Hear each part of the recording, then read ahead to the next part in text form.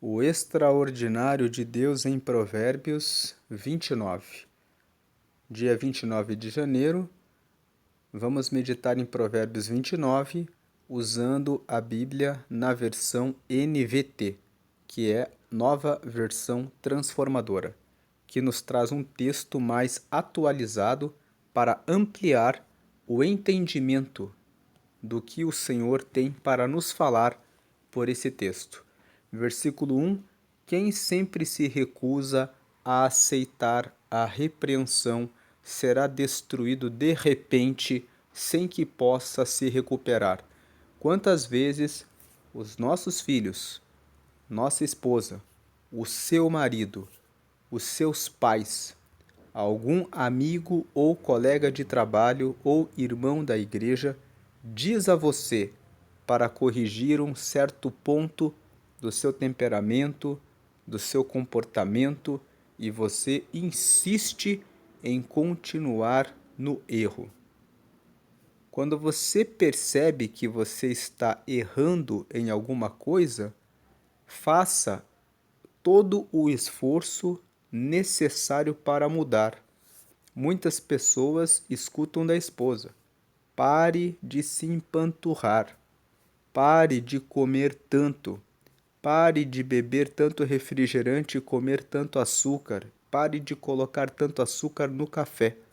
E muitas vezes respondemos de forma ríspida, dizendo que estamos com vontade de comer, exageramos e depois ficamos obesos, com problemas na nossa saúde por não ouvir as recomendações da esposa. Então, ouça as recomendações das pessoas à sua volta, porque elas querem o seu bem. De repente, você pode sofrer algum dano na sua saúde, na sua vida, porque não prestou atenção àquilo que foi corrigido. Aceite a correção. Versículo 2: Quando os justos governam, o povo se alegra; quando os perversos estão no poder, o povo geme. Isso é o que acontece no Brasil. Nós vemos que nesse dia que está sendo gravado esse vídeo de Provérbios 29, o Brasil está passando por um desgoverno, com um dólar altíssimo e com um governo que prometeu que daria picanha para o povo e que depois disse: comprem abóbora. É um governo que foi eleito porque o povo ficou esperando na promessa de receber alguma coisa. Então, quando os justos governam, o povo se alegra; quando os perversos estão no poder, o povo geme. O povo precisa entender que deve buscar seguir a recomendação de Provérbios: trabalhar, estudar, se aperfeiçoar, abrir os seus negócios ou procurar vagas de trabalho que paguem mais por meio do estudo, do trabalho, da dedicação, e votar sempre em políticos que tenham uma pauta de desenvolvimento, de construção e de projeto de nação. Enquanto o povo votar nos seus governantes em razão de promessas de receber alguma coisa de maneira gratuita, o povo vai gemer. Quando os justos governam, o povo se alegra; quando os perversos estão no poder, o povo geme. Verso 3: O homem que ama a sabedoria alegra seu pai, mas o que anda com prostitutas desperdiça sua riqueza. Um versículo que ensina que o homem deve procurar uma mulher, deve se casar, a mulher deve procurar um marido e deve se casar, e essa escolha da esposa e do marido deve ser de alguém que teme ao Senhor, para que essa pessoa tenha compromisso com Deus. Quantas pessoas se casam meramente pela aparência física e depois acabam se decepcionando? E quantas pessoas se envolvem com alguém sem perguntar a respeito do seu passado? Pergunte sobre o passado do seu pretendente ou da sua pretendente, porque o passado de uma pessoa diz muito a respeito dos desafios que você terá no seu casamento. Versículo 4. O rei justo dá estabilidade à nação, mas o que exige subornos a destrói. Quem governa com justiça traz estabilidade. Quem vive com corrupção, com suborno, com desvio de verbas, com roubalheiras, uso do dinheiro público para vantagens pessoais, acaba destruindo a nação. Voltando no versículo 3, compartilhando aqui a história de um irmão da igreja. Ele se casou com uma mulher que no passado saía com vários homens. Depois de um ano de casamento, ela pediu para abrir a relação, dizendo que ele poderia sair com outras mulheres, mas ela queria sair com outros homens, que já fazia um ano que ela estava casada com ele e já fazia um ano que ela estava de jejum. Então veja, ele não perguntou sobre o passado dela e acabou sofrendo essa situação e no final ele teve de pedir o divórcio. Versículo 5: quem bajula os amigos prepara uma armadilha para os pés deles. Quem fica bajulando outras pessoas em geral é falso.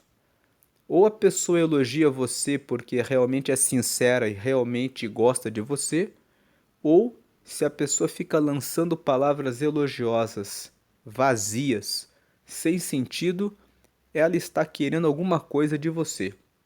Fuja de pessoas que ficam te elogiando, que você não conhece muito bem, que ficam dando tapinha nas suas costas dizendo que você é a melhor amiga dela, que você é o melhor amigo.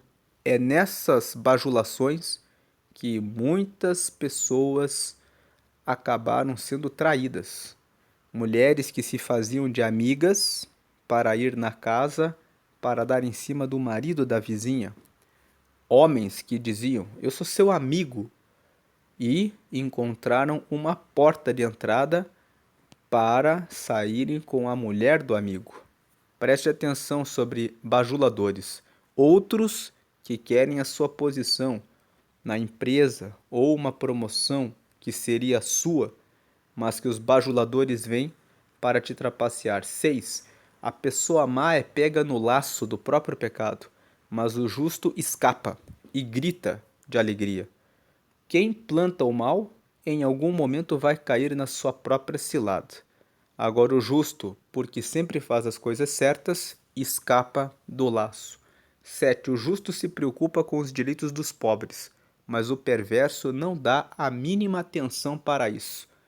As pessoas que são justas se preocupam em atender os pobres porque sabem que, atendendo os pobres, dando oportunidades para eles, nós igualamos a sociedade, diminuímos criminalidade. Muitas pessoas praticam crimes em razão da escassez, da fome, das dificuldades, mas quando elas são atendidas com oportunidades, elas têm a chance de ocuparem o seu espaço. Agora, o perverso não dá a mínima atenção para isso.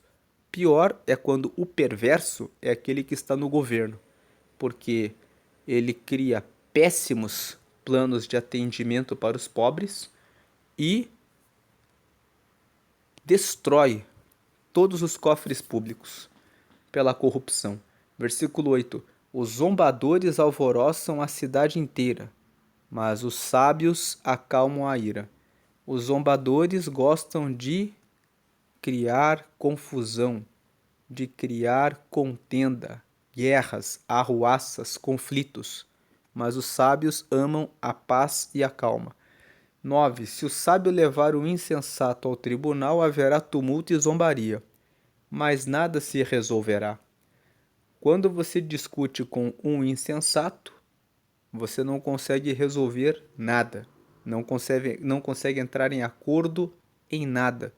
Portanto, antes de fazer um negócio com alguém, certifique-se de que a pessoa tem bom senso, de que a pessoa realmente vai cumprir o contrato, de que vai ser possível um diálogo. Versículo 10. Os sanguinários odeiam o íntegro, mas os justos procuram ajudá-lo. 11. O tolo mostra toda a sua ira, mas o sábio a controla em silêncio. 12. Se um governante der atenção aos mentirosos, todos os seus conselheiros serão perversos. Esse versículo 12 está dizendo: não dê atenção a tudo que as pessoas dizem para você. Se você der atenção às mentiras, daqui a pouco você vai achar que todo mundo tem alguma coisa contra você. Seja um governante da sua vida, uma pessoa que avalia o que dizem para você. 13. O pobre e o opressor têm isto em comum: o Senhor permite que ambos enxerguem. Esse versículo significa que tanto o pobre quanto o opressor podem abrir os olhos e mudar de vida. O pobre pode perceber que precisa ampliar os seus horizontes, buscar novas oportunidades, se aperfeiçoar e buscar condições para que possa prosperar. E o opressor também tem a oportunidade de perceber que está abusando na cobrança dos juros, que está sendo alguém que está oprimindo o pobre. Tanto o pobre quanto o opressor têm a chance de mudarem a sua realidade.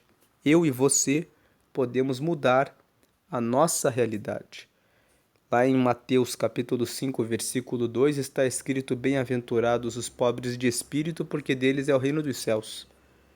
Eu posso estar pobre de espírito em relação a alguma área da minha vida. E eu posso, porque Deus me dá entendimento e oportunidade de enxergar, perceber esse erro e corrigir esse erro para que eu possa ter um espírito melhor, de acordo com aquilo que Deus deseja de mim. E se eu sou pecador e oprimo alguém em alguma coisa, eu posso também perceber e parar de fazer isso. 14. Se o rei julgar os pobres com justiça, seu trono durará para sempre. 15. A criança que é corrigida se torna sábia, mas o filho indisciplinado envergonha sua mãe. 16. Quando os perversos estão no poder, o pecado se multiplica, mas os justos verão sua queda. Parte B do verso 16 traz uma esperança. Os justos verão a queda dos maus, dos que são perversos. 17. Discipline seus filhos e eles darão paz a seu espírito e alegria a seu coração. Então, Provérbios 29 fala sobre corrigir os filhos. O versículo 15 fala isso. A criança que é corrigida se torna sábia, mas o filho indisciplinado envergonha sua mãe. E o 17. Discipline seus filhos e eles darão paz a seu espírito e alegria a seu coração. 18. O povo que não aceita a orientação divina se corrompe, mas quem obedece à lei é feliz. Quando o povo obedece às leis, cumpre os mandamentos, você tem menos processos. Por que existem tantos processos? Porque as pessoas não honram os seus contratos, elas não cumprem a lei. Então, tem que levar várias discussões para o Poder Judiciário. Nos casos de processos de família, por exemplo, existem tantos processos porque as pessoas não se entendem em relação à guarda dos filhos. Muitas mulheres ficam com raiva, querendo se vingar do ex-marido e impedem que ele veja os seus filhos. Muitos homens descumprem os compromissos assumidos com relação à pensão e depois querem levar isso à discussão, mas quando o povo obedece à lei, resolve as coisas na conversa, no diálogo e respeita o que foi contratado, o povo é feliz. 19. Para corrigir o servo, por que o versículo 18 está aqui na Bíblia? Para dizer que se cada um de nós prestar atenção em relação ao que faz, teremos uma sociedade mais justa, em que teremos menos conflitos. Então, o extraordinário de Deus para um país, para uma cidade, para um estado, consiste em honrar e cumprir a lei, porque isso desarma situações de guerra, conflito e contenda no meio da cidade, no meio do bairro, no meio da rua em que nós estamos. K19. Para corrigir o servo é preciso mais que palavras. Ainda que ele as entenda, não obedecerá. O versículo 19 fala que quem não obedece é como um escravo, é como um servo. Ele é escravo da sua maneira errada de viver. Ele é servo das suas palavras, das suas ações, dos seus comportamentos, que ele não consegue vencer para ser uma pessoa que governa, uma pessoa que reina. A diferença entre o servo e o governante é que o servo vive acorrentado por vícios, enquanto que o governante domina sobre os vícios e constrói hábitos que são saudáveis e que elevam a ele e ao seu espírito. Versículo 20. Há mais esperança para o tolo que para alguém que fala sem pensar. Pense antes aquilo que você fala. Palavras têm muito poder. Quando você fala que você não consegue, que você não pode, que não é para você, você está reforçando negatividade à sua volta. Diga palavras de ânimo. Não diga diante de uma dificuldade, eu não vou conseguir. Não seja precipitado nessa fala. Ao invés de dizer eu não vou conseguir, quando você se depara com a dificuldade, pense, como eu posso resolver isso? Pergunte de que maneira eu posso resolver essa situação. E se você não tiver resposta, pense quem eu poderia conversar, que poderia me dar uma ideia a respeito de como vencer essa situação. Se você não consegue responder o como, pergunte quem e vá atrás para que você encontre respostas. Se essa pessoa não tiver respostas, pergunte: você conhece mais alguém que pode dar a resposta? E corram atrás da informação. Porque se você fala sem pensar, então há mais esperança para o tolo do que para você. 21. O servo mimado desde a infância se tornará rebelde. O servo mimado desde a infância se tornará rebelde. Muitas vezes temos de falar não para os nossos filhos. Quando você só fala sim, você está mimando demais a criança, e essa criança, quando recebe sim, sim, sim, sim, sim, o cérebro dela não sabe como lidar com a frustração, não sabe como enfrentar quando recebe um não. E quando esse sistema de correção cerebral não é ativado na infância, com alguns nãos, e a criança já não é mais criança, mas agora já é um adolescente ou já é um jovem, ela pode ter um rompante de ódio quando recebe um não e pode chegar a fazer coisas muito más. Então, não mime, né? Aqui o Provérbios 29 tem o versículo 15 que fala que o filho sábio dá alegria para o seu pai e para sua mãe. O versículo 17 que fala corrija o seu filho. E agora o versículo 21, que quem deixa o filho mimado desde a infância acaba se tornando rebelde. Se você ler o texto de 1 Reis, no capítulo 1, a Bíblia conta a história de Adonias. Ele era o filho do rei Davi. Quando o rei Davi estava velho, ele era, naquele momento, o filho mais velho de Davi. Então, ele tomou alguns homens, foi até a praça pública e se proclamou rei de Israel. E o texto bíblico fala que Davi nunca tinha corrigido Adonias. Então Adonias passou por cima do rei Davi na sua velhice, dizendo: eu serei o rei. A história vai contar que não foi bem assim que aconteceu. Aquilo que ele esperava que acontecesse não aconteceu. Veja depois o livro de 1 Reis no capítulo 1 e você verá o final dessa história.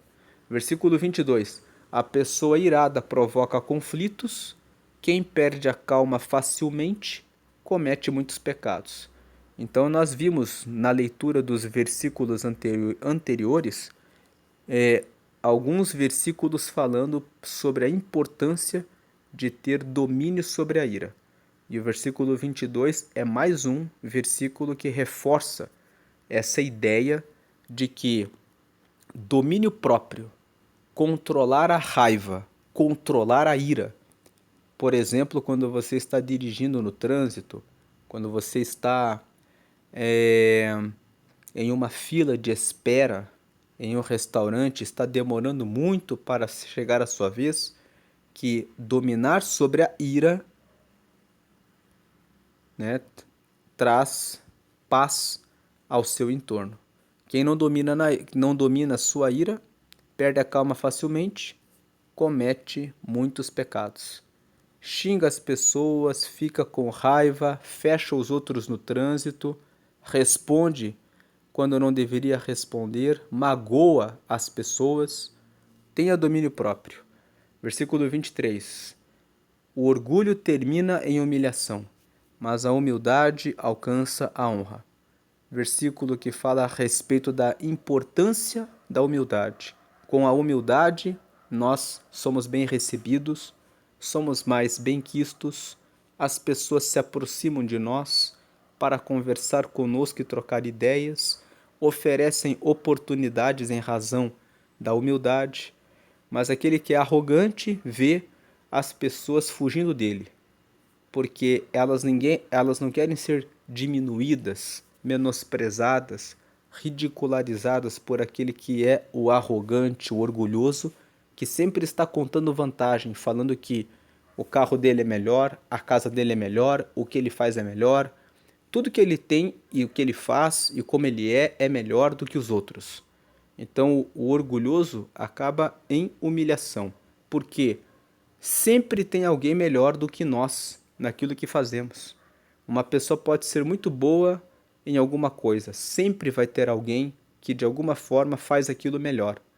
Então o orgulhoso acaba sendo arruinado no momento em que ele se depara com a outra pessoa que faz algo melhor do que ele. Conta tanta vantagem e de repente aparece alguém que faz alguma coisa melhor do que ele e ele acaba ficando envergonhado. O orgulho termina em humilhação. Versículo 24. Quem ajuda o ladrão prejudica a si mesmo. Sob juramento, não ousa testemunhar. O versículo 24 fala sobre cúmplices, pessoas que concordam, compactuam com pessoas que fazem coisas erradas, né? Então ele fala que quem ajuda o ladrão prejudica a si mesmo, porque o ladrão hoje está roubando outras pessoas. Amanhã ele vai continuar com esse hábito, com esse comportamento de roubar os outros e quando não tiver mais ninguém para roubar, ele vai roubar aqui o próprio amigo. Ladrão não é fiel, ladrão é ladrão. Versículo 25. Temer as pessoas é uma armadilha perigosa, mas quem confia no Senhor está seguro. Temer significa reverenciar, está no sentido de dar muito respeito e muita consideração. Então, dar muita consideração para as pessoas é uma armadilha perigosa quando você não confia no Senhor, porque quem confia no Senhor está seguro. É melhor confiar no Senhor do que confiar nas pessoas. É essa a ideia do versículo 25. 26. Porque confiar nas pessoas, a pessoa pode mudar de ideia e ela pode te decepcionar. Agora Deus, ele não muda de ideia. Quando Deus fala uma coisa, ele cumpre a sua palavra, ele cumpre a sua promessa. 26. Muitos buscam o favor do governante, mas a justiça vem do Senhor. O versículo 26 está dizendo: muitas vezes nós queremos que um juiz, um governante, realize a justiça por nós. Mas às vezes a pessoa ou não está enxergando direito a justiça para aplicá-la, ou está corrompida e está fazendo injustiça contra você de propósito, ou a pessoa não sabe direito as regras porque não fez o dever de casa, mas a justiça do Senhor, ela vem. E ele não erra, ele não falha e ele é extremamente justo.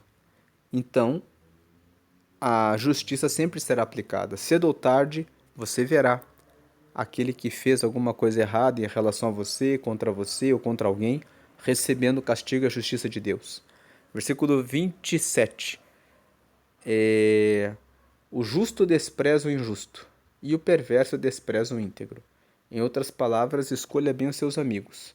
Se você decidiu ser justo, ande com pessoas que são justas, porque os perversos desprezam quem é correto.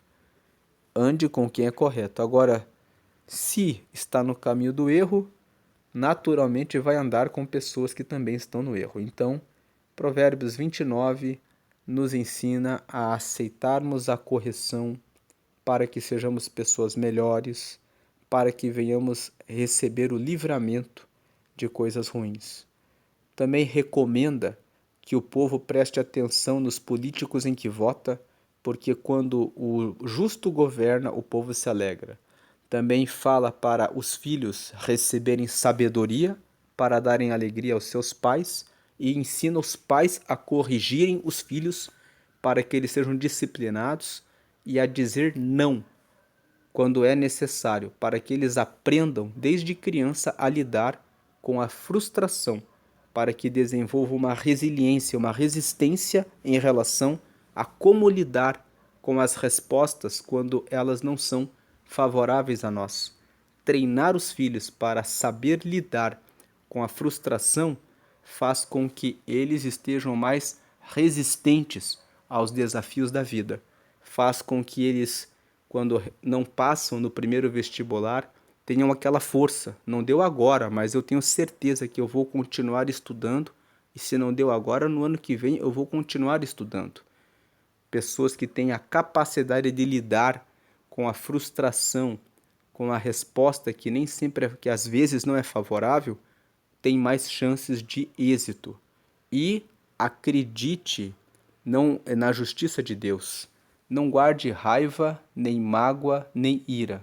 Tenha domínio próprio em relação a isso, porque você vai ter uma vida muito boa e extraordinária quando você dedicar todo o seu tempo a cuidar de você e dos seus projetos.